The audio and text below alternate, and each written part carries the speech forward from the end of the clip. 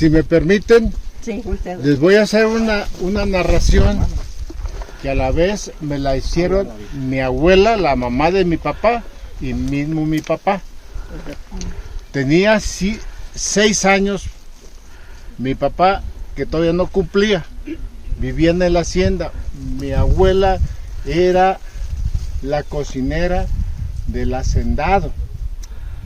Cuando llegaron los federales y los revolucionarios y tuvieron un encuentro aquí pues todo esto yo creo con el ejército de los revolucionarios encabezados por don Julián Medina y don Juan Medina.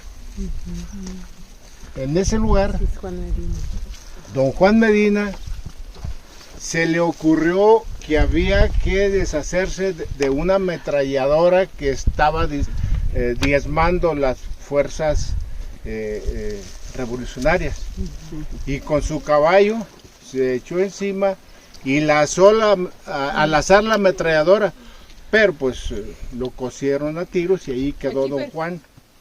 Entonces hubo dispersión aquí, tanto del ejército federal como de las fuerzas revolucionarias, y unas mulas cargadas de dinero, pues era metálico en aquel entonces, se fueron así, solas, un par de mulas cargadas de dinero, atravesaron por este rancho y salieron al rancho de la Presa, donde yo nací, donde viví muchos años, hasta la edad de 12, 13 años. Allá vivía la familia de mi mamá, encabezada por mi abuelo Florencio Rosales, el bisabuelo de ella.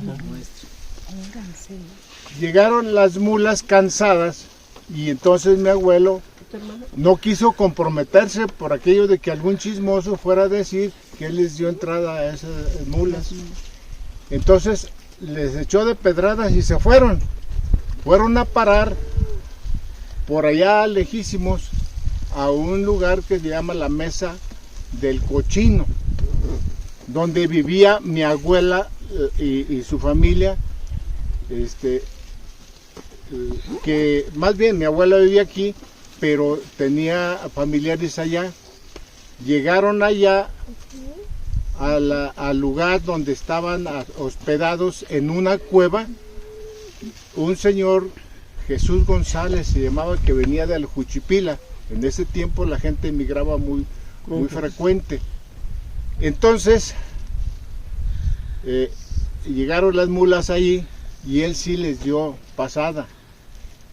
Y después que pasó todo el movimiento revolucionario, repartió todo el metal entre sus hijos, los González.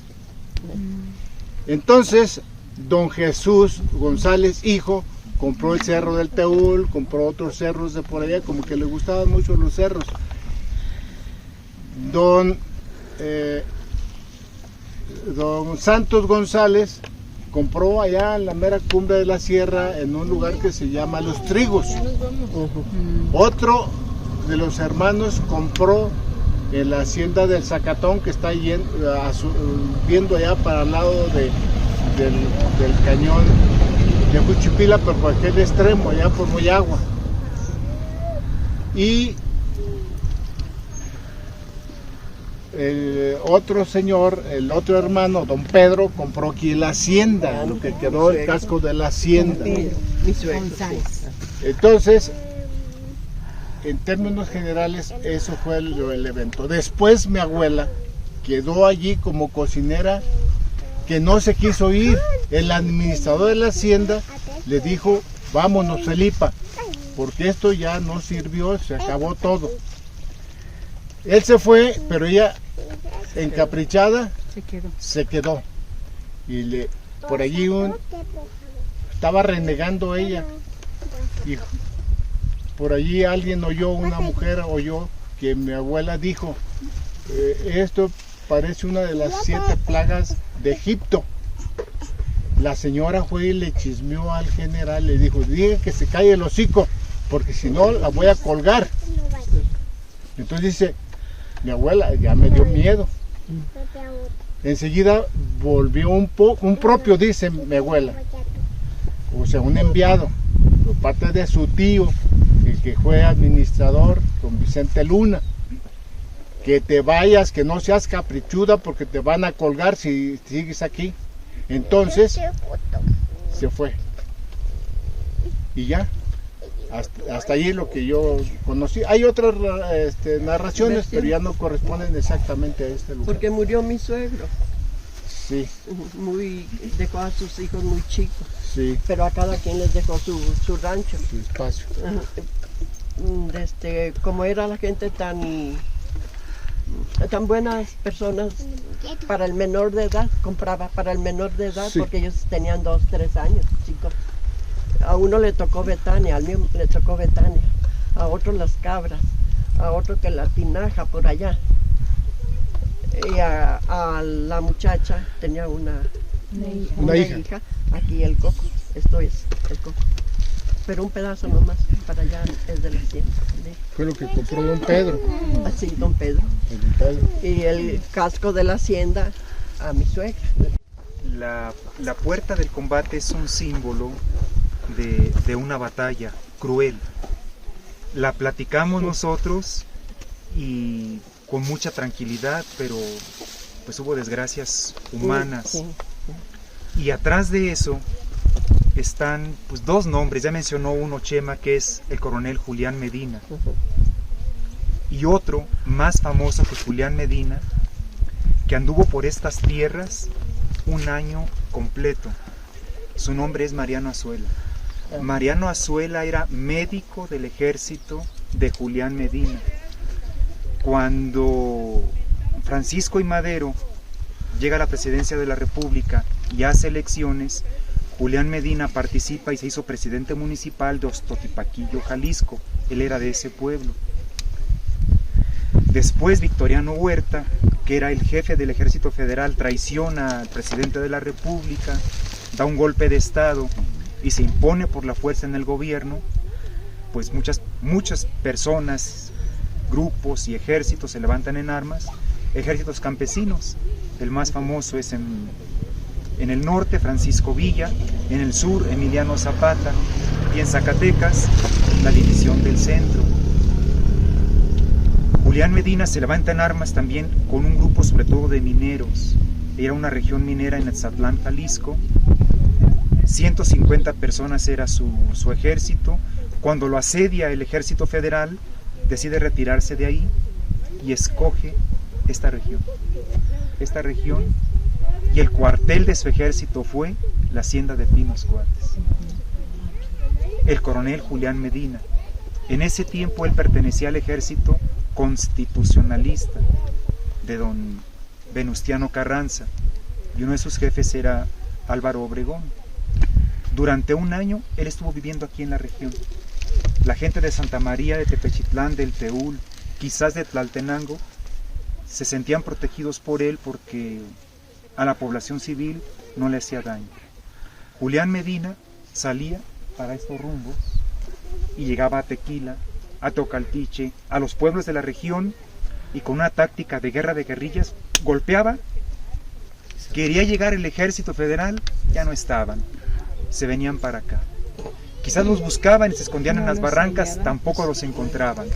Un año completo Julián Medina estuvo aquí, desde mediados de 1913, justo cuando se levantan en armas para combatir a la dictadura de Victoriano Huerta. Le dieron toda la vuelta del año completo hasta enero, febrero, marzo, y el 6 de abril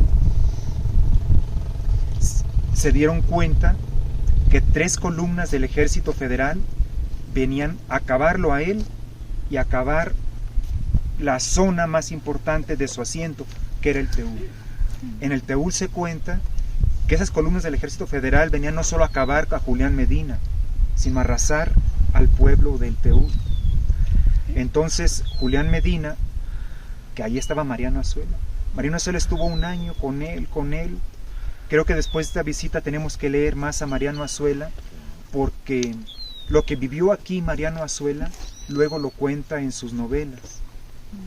Porque un año después, 2 años después de 1914, cae el villismo y ya Mariano Azuela dejó de andar en los frentes de batalla, pero siguió escribiendo la narrativa, los relatos de la Revolución Mexicana, lo que él vivió en los campos de batalla y lo que él vivió en la cultura campesina de ese tiempo.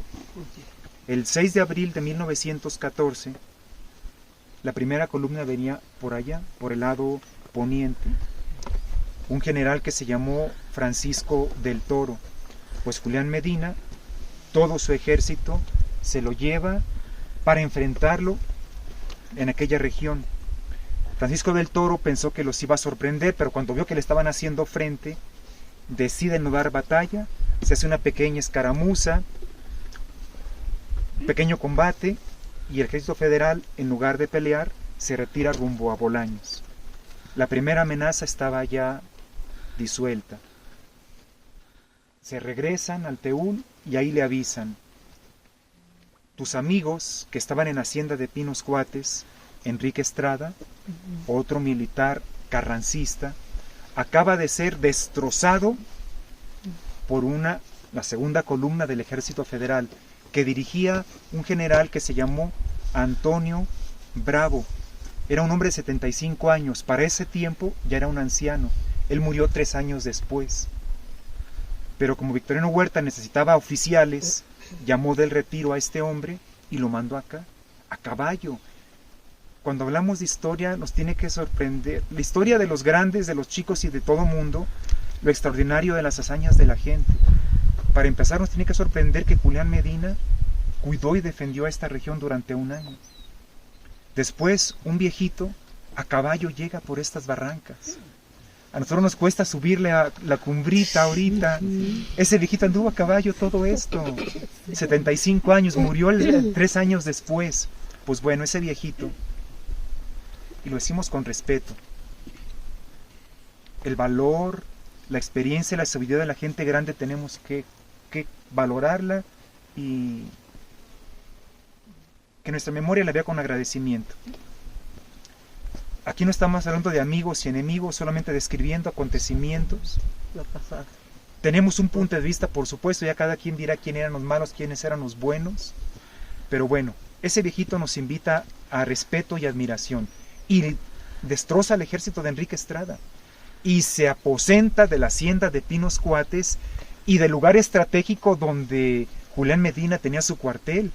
Pues si Julián Medina se acobarda y dice: uy, aquel corrió, yo también me voy, ahí se acaba la historia. Pues no, se vino a recuperar su cuartel, a recuperar su guarida, su refugio durante 1 año, desde mediados de 1913 hasta abril de 1914, aquí era el cuartel de Julián Medina, pero bajaba al pueblo, era amigo de todas las personas, no sé qué tanto de la región, pero del Teúl, todos lo conocían, y era amigo de las personas del Teúl. Lo que les estoy contando lo narró un capitán carrancista, Benjamín Robles. Entonces lo que les cuento tiene el valor de alguien que fue testigo presencial y que habló con Julián Medina y que lo acompañó a estos lugares y lo acompañó a recuperar armas. Él vivió de cerquita la amistad con Julián Medina. Además eran compañeros de bando, el bando carrancista. Pues Julián Medina con sus 150 soldados, puros hombres, se viene y lo están esperando con 2 metralladoras. De abajo no traían metralladoras y les empezaron a ocasionar bajas. Acá estaban fortificados. El lugar exacto no sabemos si era esa puerta o era esta puerta. Mira, en esa puerta me platicaba mi papá. Pues él, sí, pero apenas le hicieron, ni había nada. Miren, el asunto, miren, la puerta no es lo más importante. El asunto es la región. Aquí estaba el cuartel de Julián Medina y él quería recuperar su cuartel porque para él era una zona estratégica.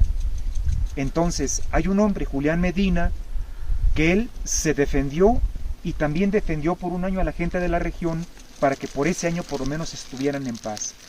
Lo que importa es como el acontecimiento mayor. El asunto es que 150 hombres contra otro tanto acá, pues tuvieron que pelear en diferentes puntos. No eran 2 contra 2 atrás de una puerta. Era un ejército rodeando esta mesa y otro ejército cuidando el cuartel. Pudo haber sido aquí, pudo haber sido allá, dice la señora. No había puertas. Pues no había puertas ni tampoco había guardaganado. Entonces, aquí se veía una puerta porque era la entrada a la hacienda de Pinos Cuates. Pero no estaban aquí 200 soldados atrás de la puerta y otros atrás de aquella. Pues no, estaban en toda la región. El área. Y estamos hablando que el combate con el general Francisco del Toro fue a mediodía, combate que no fue. Se vienen del Teúl aquí y ya eran las 8 de la noche. Entonces, de 8 de la noche a 12 duró el combate. 4 horas feroces, sin ver. Y los de aquí llevaban la de ganar, porque estaban fortalecidos y con 2 metralladoras. Entonces, un hermano de Julián Medina, Juan, que se llamó Juan Medina. Él traía un pequeño batallón de 30 personas y él dijo, nos van a ganar y no vamos a poder recuperar nuestro cuartel. Vámonos a impedir que las ametralladoras nos sigan haciendo daño. Y el campo traviesa con el pecho descubierto, no traían chalecos antibalas, se echan encima de las ametralladoras. Ahora nos cuesta trabajo levantarnos temprano para ir al trabajo, para ir a la escuela, para hacer un mandado, para hacer del 1 en la madrugada. Para ir a misa. Entonces, estudiar la historia nos debe servir para ver que lo cotidiano tiene un valor.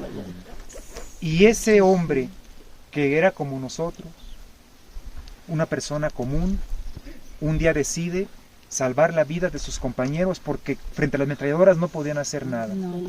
Y se le echan encima a las ametralladoras y cuando él llegó, cuentan que alcanzó a lazarla, estaba ya perforado completamente y ahí cayó. Pero como no venía solo, platicábamos con el maestro Adolfo, con el restaurador Juan y con la maestra Araceli, que solos no podemos hacer nada. La historia que nos han contado dice que Juan se le echó encima a la ametralladora. Si él se va solo, pues lo pulverizan y ahí queda. Se fue con 30 amigos. No sabemos cuántos, además de Juan, quedaron ahí.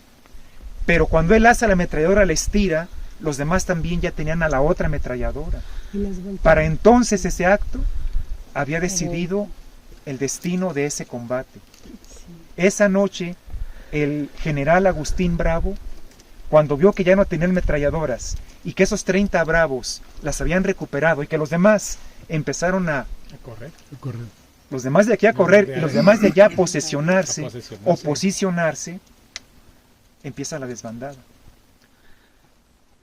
Juan Medina dio su vida por sus compañeros en esta región, que simbólicamente es la puerta del combate, que pudiera de ser la hacienda del combate, la loma del combate, entre un coronel carrancista, Julián Medina, y un general federal, don Agustín A. Bravo. Lo que siguió de aquí fue que una vez que se van los federales, le dicen, viene otra columna, por el rumbo de Mezquital del Oro.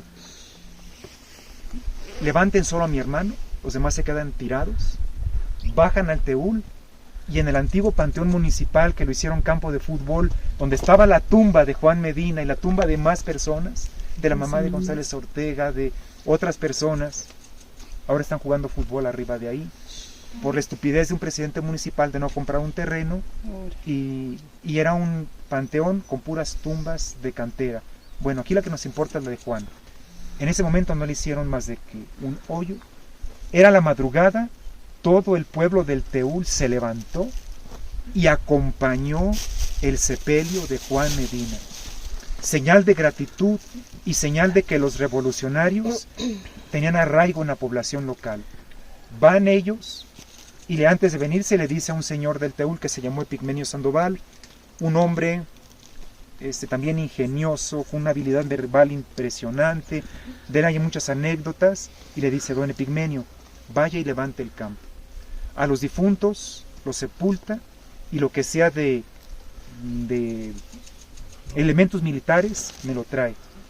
Se vino don Epigmenio ya en la mañana con un conjunto de personas, se encuentran varios Mausers o rifles, 5 bolsas de lona de parque, cuentan que eran 50,000 cartuchos, pero para entonces la gente de la sierra ya había venido también y se llevó varios rifles. Y costumbre mexicana que donde hay un percance, el camión se desbarranca, se descompone, le vacían las cervezas, las galletas, las gallinas, los puercos, lo que traiga. No es tradición nueva, desde antes se hacía. No enterraron a los difuntos, se llevaron lo que había de valor. Don Epigmenio y la gente del Teúl llegaron, sepultan a los difuntos, quienes no pudieron sepultarlos los quemaron, y mientras Julián Medina, por esas barrancas, por el rumbo de Mezquital, sostuvo un tercer combate contra la tercer columna que venía a acabarlo, y esa la conducía un coronel de apellido Jarero. Los derrotan también, y esa es como la historia completa de los combates que tuvo Julián Medina en esta región. Después hubo otro combate donde él cometió un error, creo que dinamitó un puente antes de tiempo, el ejército federal se escapó, Obregón, que era su jefe, le metió una regañiza, no se cuenta qué pasó, qué sintió, pero a los meses siguientes ella estaba en el bando contrario, con Villa, señal de que le pudo lo que le dijo Álvaro Obregón y se hizo villista. De ser carrancista, Julián Medina se hizo villista. Los relatos que leemos dicen que era villista toda la vida. No, primero fue carrancista y después villista.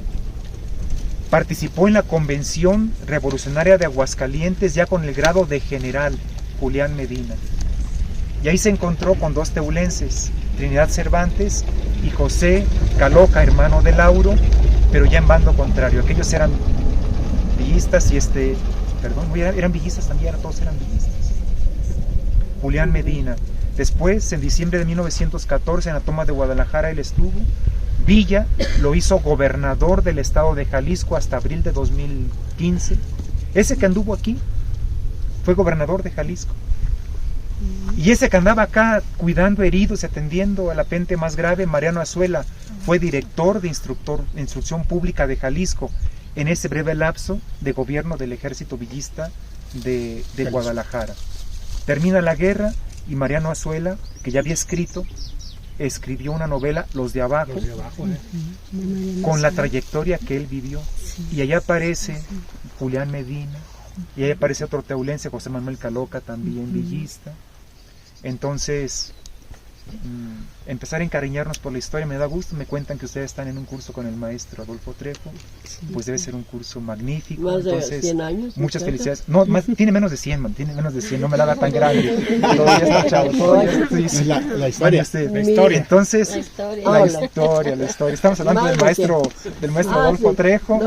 Usted ya, la historia, sí. más de 100 años. Entonces, ese fue Julián Medina, Mariano Azuela, y entonces este espacio nos sirve para recordar a aquellas personas que por ideales dejaron la presidencia municipal, su casa, dejaron todo para defender que hubiera libertad, que hubiera justicia para los pobres. Aquel ejército de Julián Medina, pues los mandaban al fondo de las minas sin nada. 10 años y ya eran personas que tenían los pulmones destrozados. Entonces ellos querían que hubiera justicia para los mineros, para los campesinos, para las personas del campo y también de la ciudad. Entonces vamos a ir a la hacienda de Pinos Cuates, que fue un centro productivo desde la colonia, pero que en época de la revolución fue cuartel de los revolucionarios. Le ayudaré a... Pues bueno, gracias.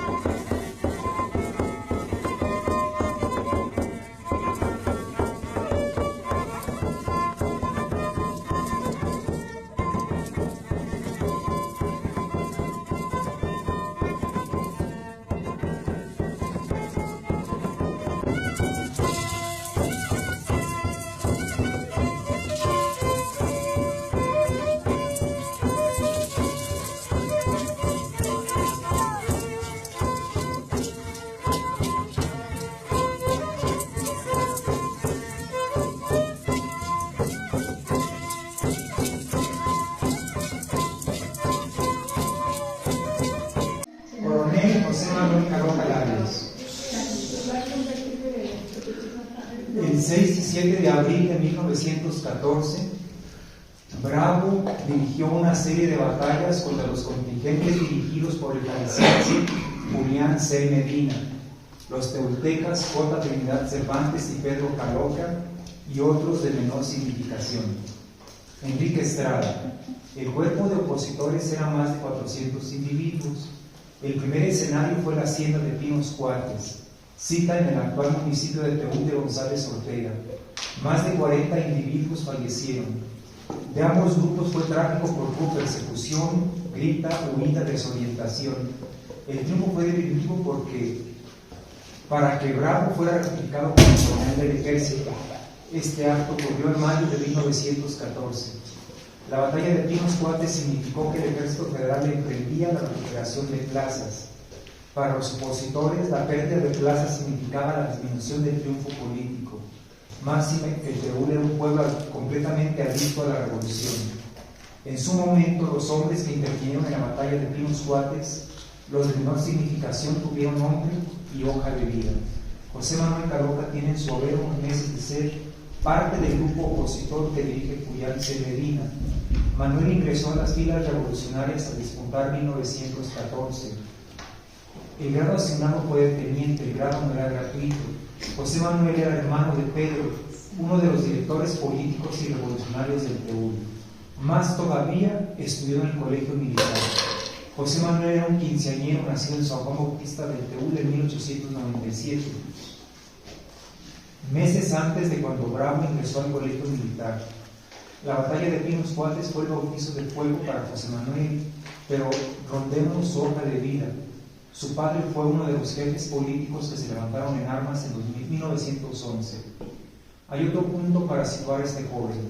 El doctor Mariano Azuela, en los meses por venir, dialogó con el joven teuteca, ojos de niño y corazón abierto.